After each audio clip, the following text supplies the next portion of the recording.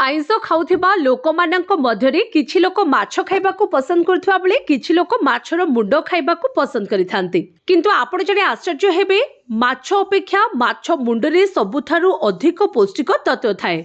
माछ अपेक्षा माछ मुंडरे अधिक पुष्टिकर अटे, कहीं माछ मुंडरे अनेक प्रकार विटामिन मिनेराल्स एवं सुस्थ चर्बी भरपूर मात्रा रे थाए। माछ पाटी को केवल स्वादिष्ट लागि न थाए, बरং यह मो शरीर को शक्ति जोगाइबा सहित अनेक प्रकार रोगरु मध्य रक्षा करिथाए।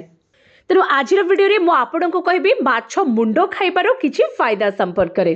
माछ मुंड केवल खाइबा पई स्वादिष्ट नुहे, बरং यह खाइबा द्वारा अनेक प्रकार रोगरु मध्य मुक्ति मिलिथाए।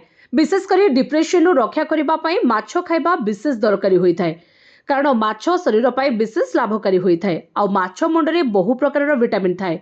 कोलेस्ट्रॉल स्तर को नियंत्रण करिथाए माछ मुंड। माछ मुंड खाइबा द्वारा अनेक आखिजनित समस्या दूर होइथाए, दृष्टि शक्ति वृद्धि पाइथाए।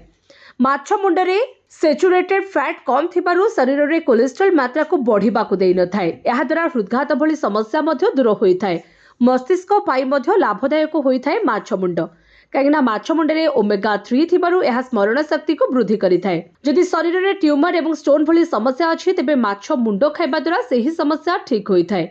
आंठुगंठी समस्या थिले बा केस जोड़ुथिले माछ मुंड खाइबा द्वारा एही समस्या दूर होइथाए।